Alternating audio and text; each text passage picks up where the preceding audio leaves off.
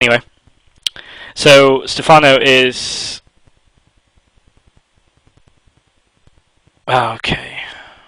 I'm not sure. I don't know. I'm sorry, guys. I'll check the VOD and try to sort out sound issues in a break or something like that.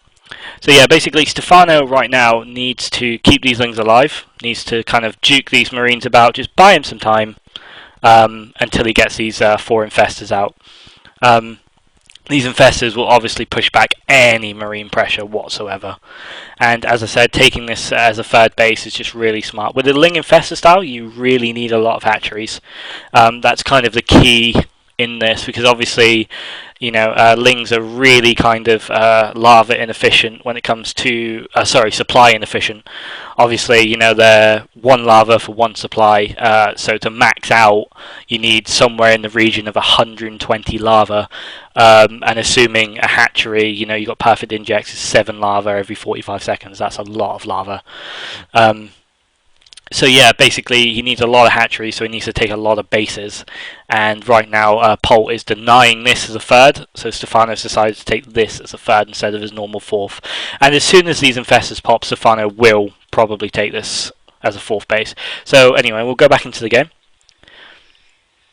Stephano now just needs to keep these lings alive and just keep away these marines for now until these infestors get around. And another great thing again is Stephano taking this super early hive, and if you look at the timings, it is absolutely perfect. Basically, as soon as this hive finishes, these upgrades will go to 3-3, he'll get adrenal glands, and he'll probably throw down the spire to get into that kind of broodlord infestor ball that all Zergs should be aiming for, especially in this style, as Lings become really, really, really bad anywhere after the Terran has, you know, a lot of siege tanks. So we carry on now. Polt is actually pulling back. Stephano, of course, not knowing about this just yet, so he is going to kind of wait for these infestors and just test the water out. Again, taking this as a 4th base, because this is going to be a 3rd, and just droning up. Once Stephano feels safe, he drones. I mean, that is the beauty of Stephano's Zerg play. He gets so many drones so quickly, but he always seems to have an army. Polt now taking quite an early 3rd as well, but again he feels safe with a lot of marines. So Stephano now feeling a little bit safer now he has some infestors out as well. Again, just getting that infestor count to probably around 10 or 12, just to, you know, make sure that any sort of marine pressure is just easily handled. These Zerglings are going to become really, really good very soon. As soon as 2-2 finishes, these Zerglings become very, very good. So Stephano just, I don't like just leaving infestors there. I know, like, you can see everything, but I just don't, I feel so uncomfortable leaving infestors. So Polt now, obviously smelling that Stephano's going this Ling Infestor style, is now scouting for expansions. This is really, really clever by Polt. I'll just pause the game so I can just discuss this a little bit further. Polt knows that Stephano needs a lot of hatcheries to support Ling Infestor style. So Polt right now is, you know, just slowly going to be sniping expansions with drops. Especially with the Ling Infestor, it's really hard to get around the map to stop drops, especially when you can drop, you know, little niches like that. And the way Stephano combats this is he just leaves little groups of Lings, just sort of, you know, all about the place. Well, he usually does, but apparently he doesn't want to in this particular moment in the game. But he usually leaves, like, you know, a group of 16 Lings here, a group of 16 Lings there, his army in the middle, you know, just so he can reach everywhere he needs to very, very quickly, which is indicative of this style, especially with infestors, to stop the, you know, the medevacs picking up as well. So right now, Stephano is probably feeling a little bit comfortable just as 2-2 finishes, just as he gets a nice infestor count, and obviously stopping a drop always makes you feel good. So we'll carry on.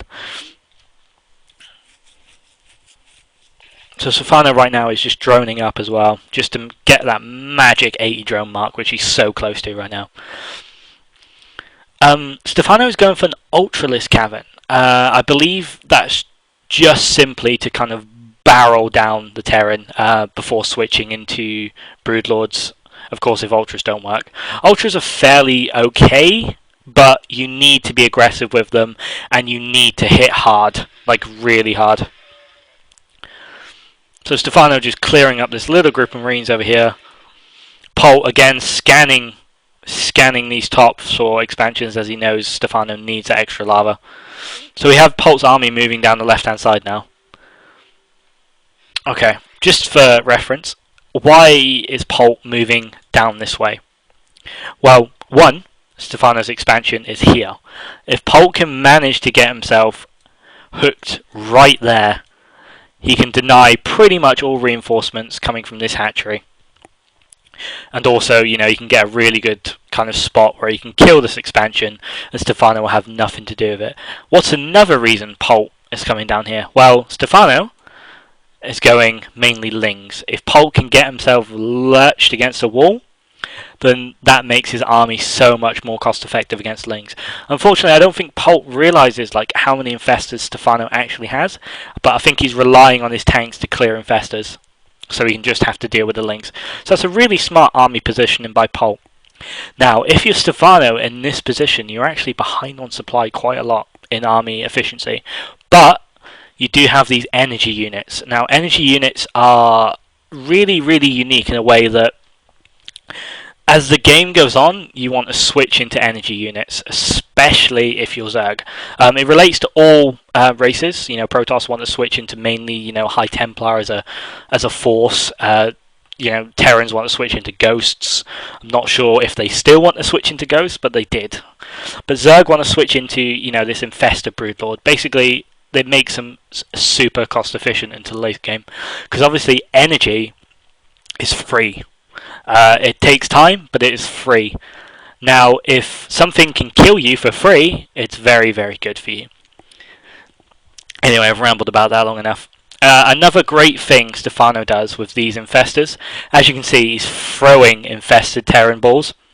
Now, most people go, okay, that's to soak tank shots. Correct. But Stephano also uses them for something very, very clever. He throws infested Terran balls and counts the tank shots. I kid you not, Stephano counts the tank shots on his infested Terran. Now, what does that tell Stephano? That tells Stephano a tank count before actually seeing tanks. So Stephano will throw 2 or 3 infested Terran, and if they melt instantly, he knows to back up and wait for a better position. If they take so long to die, if 1 or 2 tank shots, Stephano goes. And because he's got a super fast Ling army right now, he can literally kill this army instantly if it done sieges, and that's what Stephano's waiting for. So we'll come out and we'll have a look at this engagement and just see how it goes. So Stephano, there, he counts the tank shots. Okay, he sees there's quite a lot of tanks. Again, soaks the tank shots, but just counts them. Now that's very, very smart. If you just take a look at this again, right? We'll slow it right down. Slow it down to normal. So Stephano gets ready to move in with his Lings, but look. He sees that there's a tank shot there. There's a tank shot there. 2 more. And an extra one there. And look, he just backs up. There's too many tanks in too good of a position. That is absolutely genius. I don't see another Zerg doing that ever. Many people think, okay, Stephano is doing this so he can rush his Lings in and, they take next to no damage. That's very true. But he's also counting tank shots. He decided at the very last second, after seeing 4 tank shots there, that he is not going to attack into it. And he just pulls back and waits for the army to unsiege. So we'll go back up to faster here. So Stephano just reinforcing with Ultralist now, getting free melee and Carapace upgrades, along with the Adrenal Glands upgrades, which makes Zerglings so much more effective. So Stephano decides right now that either A, Polt's on 4 bases, or 3, Polt is basically going to all-in him off 3 bases. So Stephano is checking, but also setting up for a counter flank right now. He's bringing his whole army up. So basically he's saying, okay, Polt, you can have my 4th, But guess what? There's no drones there. You can have my 4th, but guess what? I have 1, 2, 3, 4 hatcheries ready to produce a very, very strong, free upgraded Ultralisk army. And Polt knows this, so he's obviously building bunkers, building defences, and he will pull back eventually. So we'll carry on right now. So Stephano going in for a massive flank here. And he's basically drawing Polt back. Again, just being a little bit careless with his infestors, but he's drawing Polt back out of a siege position, which means these free lanes can really do some damage.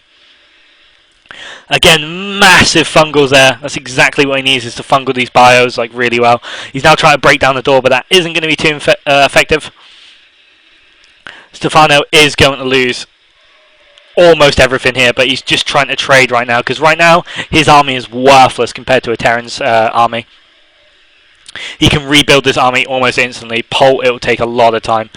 So Stephano just doing as much damage as he can, saving those infestors. Save the infestors. God damn, Stephano, save those infestors. Okay, so what did that attack achieve? So this attack achieved 1.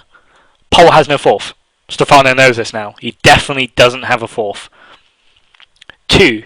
This attack here, coming in from this angle, means Stephano can expand here.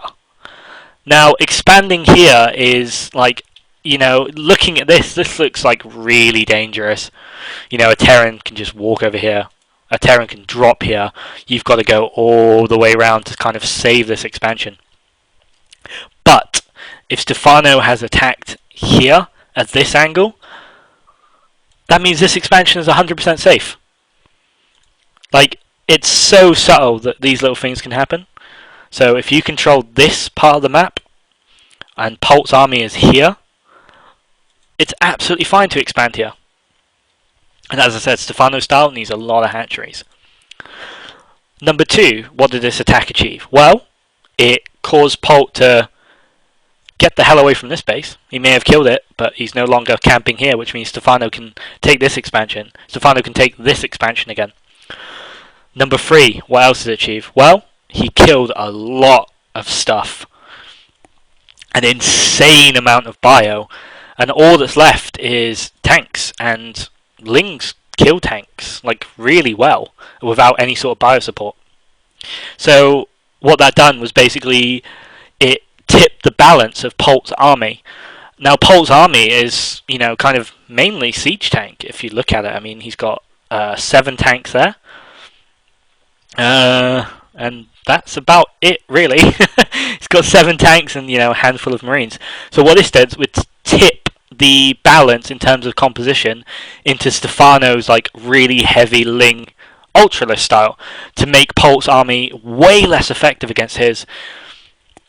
And third, but you know, not as important, but people will look at this and see it as important, he killed all the SCVs here. Basically, he killed 18 SCVs and stopped this base mining.